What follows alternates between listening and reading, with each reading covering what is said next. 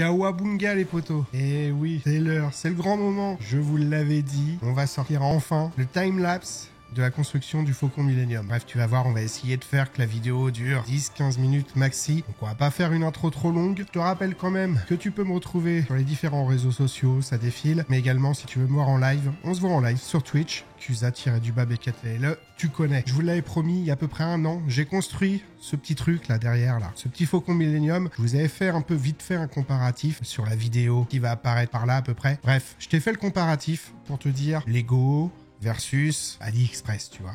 Donc là, c'est la version AliExpress pour le, comme je t'ai dit, 8000 et quelques pièces, etc. Mais je ferai le débriefing à la fin du timelapse. Tu vas voir, en attendant, je te souhaite une bonne vidéo, comme d'habitude.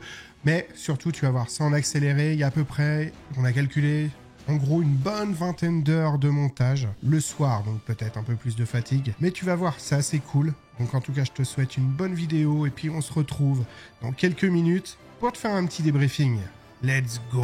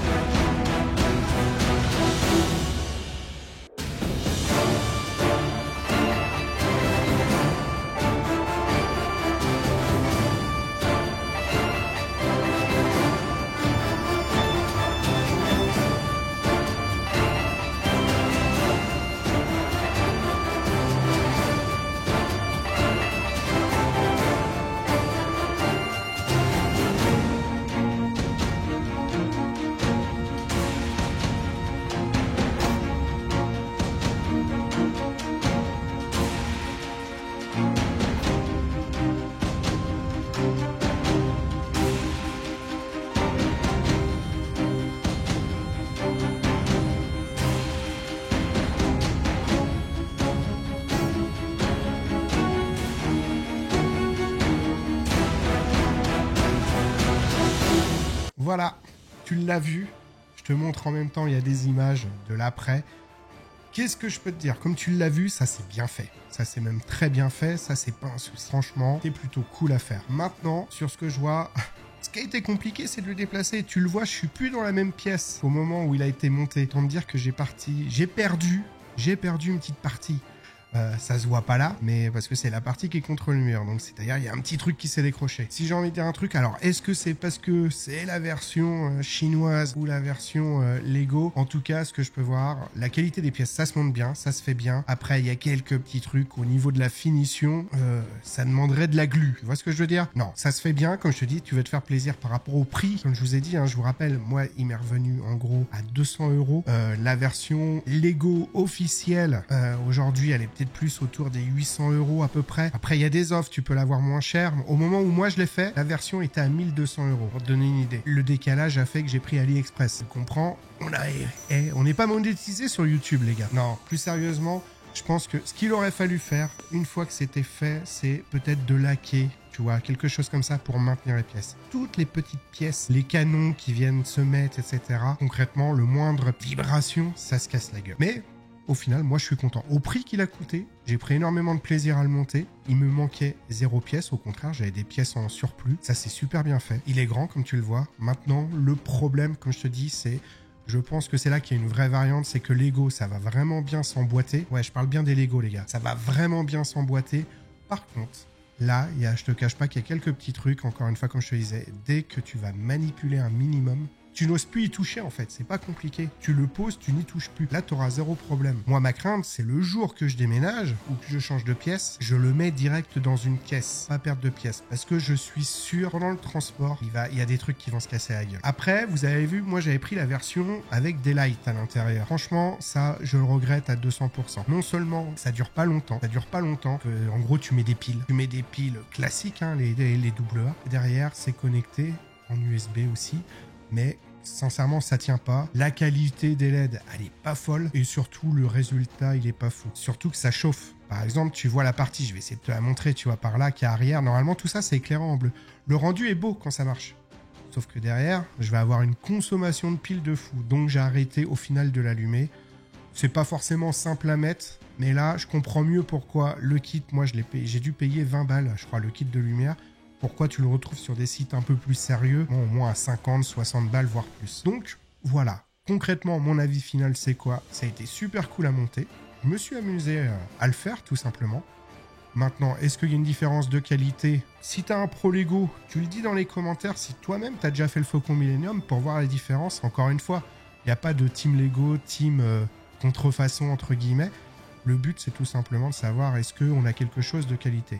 Moi, je trouve qu'il est de qualité. C'est juste que il y a certaines pièces qui ont plus de mal à s'emboîter. Et surtout, dans la durée, dans le temps, à manipuler, c'est impossible. Tu te souviens aussi, si je reviens à la vidéo d'avant, j'avais acheté un support.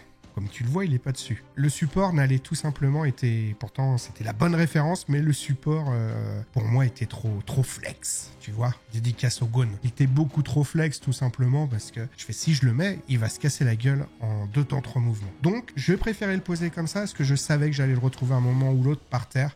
Et rien que pour essayer de le mettre, c'était une catastrophe. Il a fallu que je remonte pas mal de pièces. J'ai abandonné. Là, j'ai un tiroir, tu vois, à côté de moi, où il y a les pièces qui sont tombées. Bref, c'était cette vidéo-là sur le Faucon Millenium, 12 mois après l'avoir construit, à peu près, 11 mois, 12 mois. En tout cas, c'était un vrai plaisir à faire. Les amis, je vous dis rendez-vous à la semaine prochaine pour une nouvelle vidéo. D'ici là, on se retrouve sur Twitch en live les lundis, les jeudis, les vendredis à partir de 21 h. Et sur ce, à la prochaine les potos. Ciao!